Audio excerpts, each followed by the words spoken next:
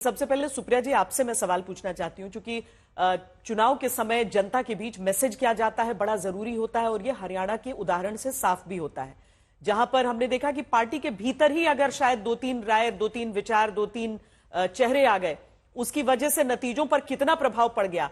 यहां पर अगर गठबंधन के अलग अलग पार्टियां आपस में सीट बंटवारे को लेकर यानी पहला ही कदम नहीं उठा पा रही हैं, तो ये जनता के बीच संकेत बहुत शुभ नहीं जाएंगे।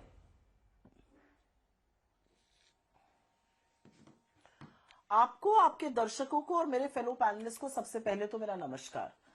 ऐसा है श्वेता जी कि जब भी सीट बंटवारा होता है, और गठबंधन का धर्म हम अच्छे से जानते हैं और निभाते हैं, जब भी सीट बंटवारा होता है उसमें जरूर ऐसे ऐसे पड़ाव आते हैं जहां पर किसी सीट पर हमारा भी क्लेम होता है, किसी सीट पर हमारे घटक दल का भी होता है, कहीं पर हमें लगता है हमें ज्यादा सीटें लड़नी चाहिए, कहीं पर उनको लगता है उनको ज्यादा सीटें लड़नी चाहिए। ये राजनीति में असलियत है, ये राजनीति की एक सच्चाई है और इससे मुंह नहीं मोड़ा जा सकता है। लेकिन फिर हम आपस में बैठते हैं, हम लोग डिसीजंस लेते हैं, हम निर्णय लेते हैं और हम अंततोगत्वा कैंडिडेट्स डिसाइड करते हैं। ऐसा ही हमने लोकसभा में भी किया था।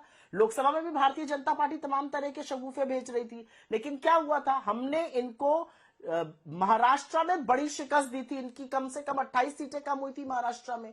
तो मेरा अपना मानना है कि ये जो छोटी छोटी स्कर्मिशेस, जिसको मैं कहूंगी अंग्रेजी का शब्द खींचतान, ये राजनीति में होनी चाहिए। हम भी वहां प्रबल है, शिवसेना भी प्रबल है, एनसीपी पवार साहब की भी प्रबल है। अच्छा है ना, हम सब प्रबल हैं और हम प्रबल होकर चुनाव लड़ रहे हैं। हम इनकी तरह थोड़ी एक दूसरे को बोल रहे हैं मेरा दम घुट रहा है, मुझे उल्टी आ रही है फलाने को देखकर। तानाजी सावंत ने जो बात कही, जो कि शिवसेना शिंदे गुट के हैं, उन्होंने तो बिल्कुल खुलकर कहा था अजीत पवार की पार्टी के लिए, मैं इनको बगल में बैठना नहीं चाहता, दम घुटता, उल्टी आती है। और जो इन लोगों ने मिलकर किया महाराष्ट्र के साथ, जिस तरह से छत्रपति शिवाजी महाराज की प्रतिमा को ध्वस्त कर दिया इनके भ्रष्टाचार ने, जिस तरह से हमारी बेटियों को बदलापुर, पुणे और नासिक में झेलनी पड़ी यातनाएं, उस सब का बदला लिया जाएगा। लेकिन मैं दो शब्द जरूर कहना चाहती हूँ। मुझे तो मतलब नहीं है बीजेपी के खेमे में क्या हो रहा है, लेकिन मैं जरूर पूछना चाहती हूँ, आरएसपी इनका घटक दल था, लोकसभा में चुनाव मिलकर लड़ा था, वो छोड़कर चला गया। वो कह रहा है हम इनके साथ रहेंगे ही नहीं, हम अलग से चुनाव लड़ेंगे। आरएसपी ने ये कहा है, मैंने न्यूज आपके चैनल पर देखी थी, कल या परसों की बात है। अच्छा, झारखंड की बात कर लीजिए। झारखंड में तो इनको नेता इंपोर्ट करना पड़ रहा है, नेता और इंपोर्टेड नेता जो है वो अपने लिए सेफ सीट खोज रहे हैं। अर्जुन मुंडा जी हार गए। तो मेरा अपना मानना है कि हमारी बहुत चिंता भारतीय जनता पार्टी करती है, हम उससे बहुत अभिभूत है, लेकिन राजनीति में और गठबंधन की राजनीति में ये सब होता है और ये सब होना जरूरी है। अगर लोकतंत्र में प्रबल पार्टियां एक दूसरे से बिना वार्तालाप किए, बिना थोड़ी झिकझिक हुए सीटें मान जाए, तो ये तो तानाशाही हो जाएगी। ये बीजेपी करती होगी, हम ऐसे काम नहीं करते। ये लाजमी है, वाजिब बात भी है सुप्रिया जी। और जो आरोप आपने लगाए हैं उस पर प्रदीप से मैं कहूंगी कि वो रिस्पॉन्ड करें, लेकिन उससे पहले एक और चीज मैं जान लेना चाहती हूँ कि आमतौर पर किसी भी गठबंधन में रहता है कि कोई एक पार्टी उसमें लीड कर रही होती है। अब बैठना सबको साथ है, लेकिन उसमें सबसे अधिक सीटें किसी एक पार्टी को रहती हैं उसमें। और अभी लोकसभा चुनाव चुकी हुए, उसमें कांग्रेस पार्टी का प्रदर्शन जो 75% सुपर डिस्टिंक्शन से ज्यादा आपका स्ट्राइक रेट का रहा और सबसे अधिक सीटें आपने जीती। क्या हरियाणा के नतीजे के बाद आपके घटक दलों का रुख बदला है? क्या आपको यह महसूस हो रहा है? खासकर समाजवादी पार्टी भी जिस तरीके से आपने भी सुना होगा अबू आजमी जो कह रहे हैं। नहीं, बिल्कुल नहीं। और मुझे ऐसा लगता है कि मैं अबू आजमी जी का बड़ा सम्मान करती हूं, लेकिन सीट शेयर की बातें सीनियर लेवल पर भी होती हैं और बात हुई है हम लोगों की, महाराष्ट्र को भी लेकर हुई है, यूपी को भी लेकर हुई है। मुझे नहीं ऐसा लगता कि एक चुनाव से या एक गठबंधन से कोई तेवर बदल जाते हैं, कोई अलग बातें करने लगता है। मेरा अपना मानना है कि हम 17 सीटें लड़े थे लोकसभा में, हम 13 जीते और हम उस घटक दल में सबसे बड़े पार्टनर हैं। तो स्वाभाविक है कि हम ज्यादा सीट मांगेंगे, लेकिन उससे ये मतलब थोड़ी कि दूसरा सीट नहीं मांगेगा। क्यों नहीं मांगेंगे? वो उनका भी हक है, उनकी भी प्रबलता है, वो भी दावेदार है, उनकी भी जमीनी पकड़ जबरदस्त है, तो क्यों नहीं मांगेंगे? वो भी मांगेंगे, हम भी मांगेंगे। कोई हमारे बीच में इस तरह का मनमुटाव नहीं। और मैं एक छोटी सी बात बताना चाहती हूँ, हमने तो 13 सीटें जीती महाराष्ट्र में, 14 तो बीजेपी हार गई, बीजेपी तो 9 पर आ गई 14 हार के। तो मेरा अपना मानना है कि महाराष्ट्र में 2-4 चीजें बिल्कुल स्वीकार्य नहीं है। और आप में से जो लोग महाराष्ट्र की राजनीति समझते जानते हैं वो जानते होंगे, और मुझे लगता है प्रवक्ता लोग आपको आगे जरूर बताएंगे। महाराष्ट्र में आप जिसको रात को बोलिए 70,000 का ये भ्रष्टाचारी है, सुबह 7 बजे उसको डेप्यूटी चीफ मिनिस्टर बना दीजिए। आप एक अपने सबसे पुराने घटक दल की पीठ में छुरा ही ना घोपिए, उनकी पार्टी को भी तोड़ दीजिए, उनका सिंबल ले लीजिए, उनकी संपत्ति हड़प लीजिए। ये आपने शिवसेना के साथ किया और उद्धव जी का बदला तो महाराष्ट्र आपसे लेगा और तगड़ा बदला लेगा। तो मुझे नहीं लगता कि इसमें कोई मनमुटाव है। ये चीजें होनी लाजमी है, जरूरी है, होनी चाहिए लोकतंत्र में, इसमें कोई गलत बात नहीं है। इनके तो घटक दल छोड़ के जा रहे हैं, मुझे लगता है उसका जवाब मिलेगा अभी हमें। ठीक है, हम जानते हैं उसका जवाब। और एक एक करके सब, चूंकि ये हमने रवायत शुरू कर ली है, किसी ने इंटरप्ट नहीं किया है, और इसी हिसाब से पहले हम सबकी एक एक प्रतिक्रिया इस पूरे मुद्दे पर ले लेते हैं और उसके बाद हम जो बहस के मुद्दे हैं वो छिड़ेंगे। लेकिन प्रदीप, आप बताइए, सबसे पहले आपके घटक दल छोड़कर क्यों जा रहे हैं आपको? और केवल कांग्रेस की बात या फिर सामने आपका जो इंडिया गठबंधन है उसकी बात यहां पर नहीं हो रही है? महायुति, महाविकास आघाड़ी में दोनों पक्षों को वही सामना करना पड़ रहा है। देखिए श्वेता जी, आपके सभी दर्शकों को नमस्कार। श्वेता जी, जो महाविनाश अघाड़ी का जो अलायंस है, इसके बीच में और हमारे बीच में आपको डिफरेंस बताता हूं। हमारे तीनों नेता, देवेंद्र फडणवीस जी, एकनाथ शिंदे जी और अजीत दादा पाटिल, तीनों साथ में बैठते हैं और तीनों के हमारा 90% सीट शेयरिंग फॉर्मूला डिक्लेयर हो जाता है। हमारे किसी नेता को पब्लिक स्टेटमेंट देने की कोई जरूरत नहीं पड़ती किसी नेता के खिलाफ। यह होता है एक ऑर्गेनिक अलायंस। अब इनका फर्क देखिए, जैसे ही कांग्रेस पार्टी हरियाणा के अंदर चुनाव हारती है, हम इनको उपदेश नहीं देते, इनको उपदेश पब्लिकली उद्धव सेना के संजय राउत देते कि कांग्रेस पार्टी ओवर कॉन्फिडेंट थी। मतलब ये चाह रहे हैं कि कांग्रेस पार्टी नीचे जाए जिससे कि वो सीट शेयरिंग में ज्यादा बार्गेन कर सके। आज सीक्वेंस ऑफ इवेंट देखिए। सुबह संजय राउत जी मीडिया के सामने स्टेटमेंट देते हैं कि हम महाराष्ट्र के नेताओं को, कांग्रेस के नेताओं को समझ नहीं है। ये एएनआई का स्टेटमेंट है। तो ये कह रहे हैं कि महाराष्ट्र के कांग्रेस नेता निर्णय लेने में सक्षम नहीं है। और नाना पटोले आज प्रेस कॉन्फ्रेंस में जब संजय राउत के बारे में उनसे सवाल पूछा जाता है तो उठ के चले जाते हैं और कांग्रेस पार्टी के दूसरे नेता को उनको बैठाना पड़ता है। यह है इनका कोट अनकोट ऑर्गेनिक अलायंस, क्योंकि आपस में इनमें कोई तालमेल नहीं है। अब मैं आपको आज तक के पुराने इंटरव्यू में ले जाना चाहता हूं जो उद्धव ठाकरे जी के साथ में किया था, जिससे जब उद्धव ठाकरे जी से बोला था कि क्या आप महाविनाश अघाड़ी के चीफ मिनिस्टर उम्मीदवार होंगे, तो वो साहिल जोशी को कहते हैं कि हां, मेरे तरफ से तो मैं ही हूं आज की तारीख में। उसके बाद जाके कहा जाता है कि उद्धव ठाकरे गुट कहता है कि नहीं, अगर हम नहीं है तो क्लोज डोर में हमको डिक्लेयर कर दो। और आज की स्थिति यह है कि कह रहे हैं कि किसी को भी डिक्लेयर कर दो, और आज ही के दिन शरद पवार जयंत पाटिल का नाम प्रपोज कर देते हैं। यह है इनका अलायंस। अब ये सिर्फ बात महाराष्ट्र तक सीमित नहीं है श्वेता जी, चलिए उत्तर प्रदेश।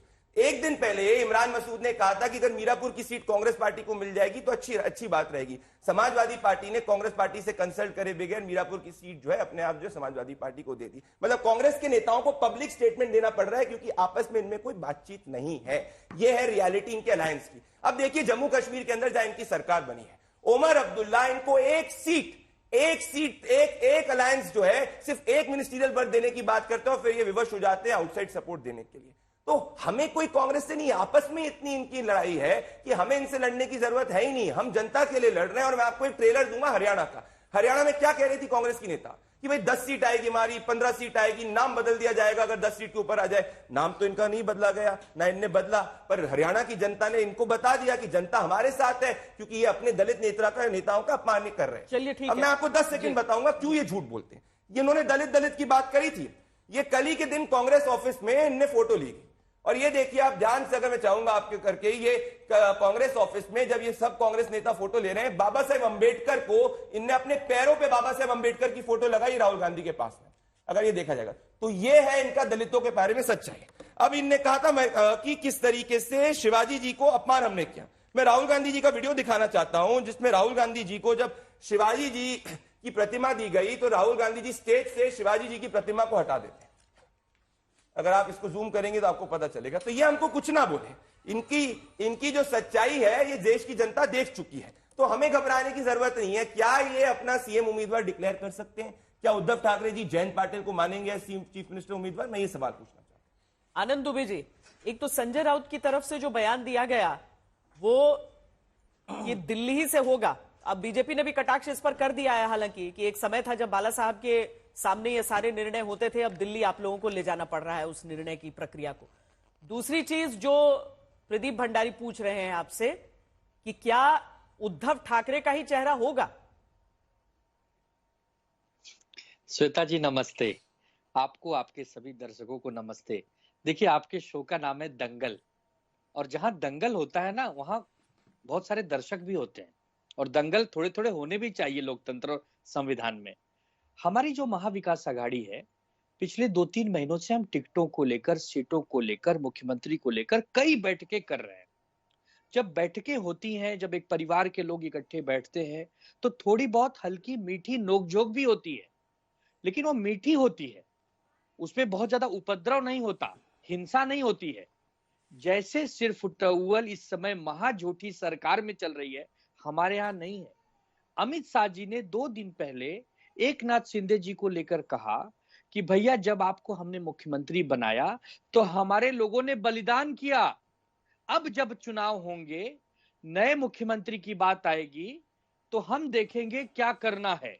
मतलब स्पष्ट रूप से एक आदेश दे दिया। अरे भाई, ये न्यूज है, अब बीच में आपने बोल दिया। नहीं, मेरे पास बिना प्रूफ में नहीं बोलता, शांत हो जाए, अब उसका मैं प्रमाण दूंगा। तो देखिए, एक तो उनको इशारा दे दिया कि भैया आप मुख्यमंत्री नहीं बनने वाले।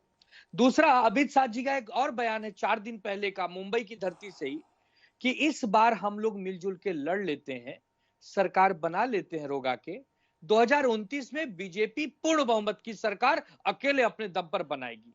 मतलब उनको एक मैसेज है, या तो आपका हमारी पार्टी में विलय होगा, और या तो फिर आपको कहीं और घर द्वार देखना पड़ेगा। तो ऐसा कम से कम महाविकास आघाड़ी में नहीं है। महाविकास आघाड़ी में 3 बड़े नेता हैं, आदरणीय मल्लिकार्जुन खड़गे साहब, उद्धव ठाकरे साहब और शरद पवार साहब। तीनों ही नेताओं के एक महाराष्ट्र की इकाई है, जिसमें नाना पटोले जी हैं, संजय राउत साहब हैं, जयंत पाटिल साहब हैं। ये सब इस पूरे बैठकों को देख रहे हैं। तो हो सकता है कि कुछ सीटों को लेकर विवाद हो, मनमुटाव हो, मतभेद हो, होने ही चाहिए, क्योंकि हमारी जिताऊ सीटें हैं। जैसे कमाऊ पूत होता है, वैसे जिताऊ सीट होती है। जब हमको पता है कि हम जीत सकते हैं, वहां जीत सकते हैं, यहाँ जीत सकते हैं, तो रस्सी खेस होती है, एक दूसरे से टकराव होता है कि नहीं भैया, हम ज्यादा लड़के जीत जाए, हम ज्यादा लड़के जीत जाए।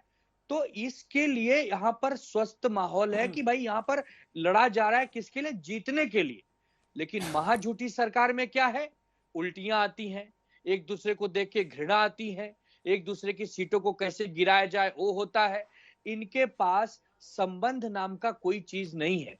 एक अगर रामदास अठावले साहब की पार्टी को छोड़ दें तो बाकी कोई मित्र पक्ष को कुछ नहीं, उनको केवल झुनझुना पकड़ा गया है। ऐसा तो महाविकास आघाड़ी में नहीं है। महाविकास आघाड़ी में तय हुआ है कि 288 में से 260 के करीब महाविकास आघाड़ी लड़ेगी, तो 28 सीटें मित्र पक्षों को भी दिया जा सकता है एक सम्मान के साथ। ये इनको दिखाई नहीं देता। हमारी बातें हैं, हम अपने शीर्ष नेतृत्व से कहेंगे। हमारे नेता उद्धव बाला साहब ठाकरे जी शीर्ष नेतृत्व के साथ संपर्क में है। हमें पूरा विश्वास है कि थोड़े ही दिनों में एक फैसला आ जाएगा। 22-23 अक्टूबर तक हमारी सारी सीटें भी आ जाएंगी। हमारा मुख्यमंत्री का चेहरा कैसे होगा, कौन होगा, वो भी हो जाएगा। लेकिन ये बात प्रदीप भंडारी साहब को पसंद नहीं आएगी, क्योंकि उनको तो नेता प्रतिपक्ष में बैठना है।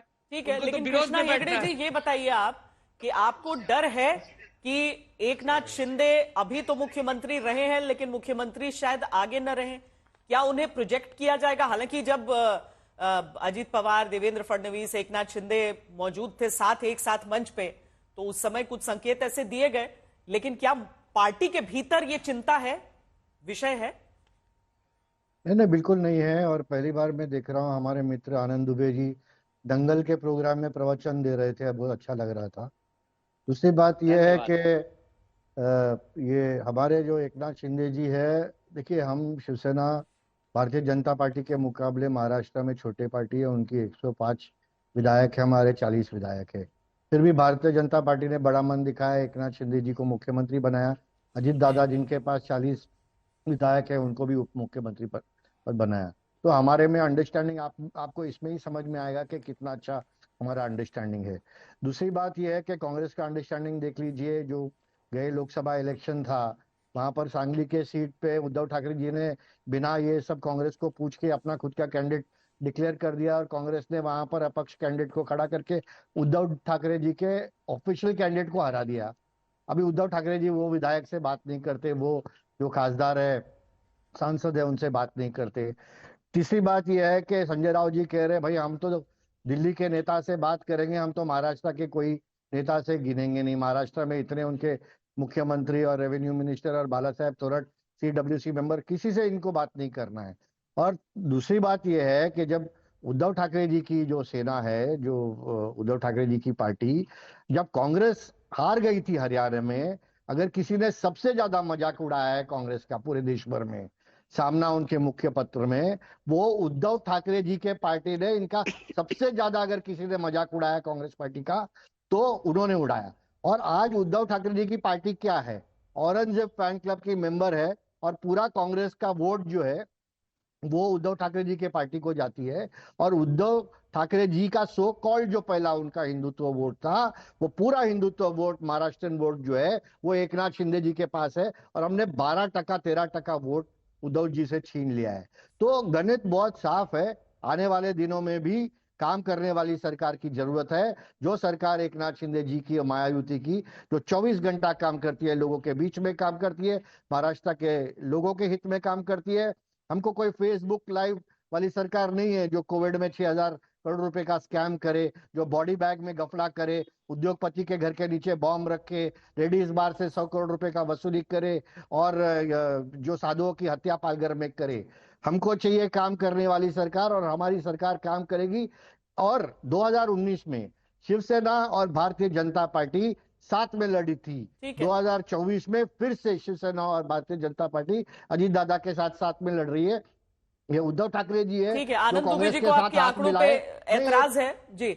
नहीं, जो श्वेता जो जी, उद्धव ठाकरे जी ने श्वेता जी, एक मिनट कहा आनंद जी। वो कांग्रेस के साथ गए और वही कांग्रेस जिनके उनके पिताजी हिंदू हृदय सम्राट बाला साहेब ठाकरे जी ने कहा जो दिन मुझे कांग्रेस के साथ हाथ मिलाना पड़े मैं मेरी दुकान बंद कर दूंगा। और कांग्रेस की जो दुकान महाराष्ट्र में बंद हुई वो उद्धव ठाकरे जी ने चालू करके दे दिया उनको। चलिए ठीक है।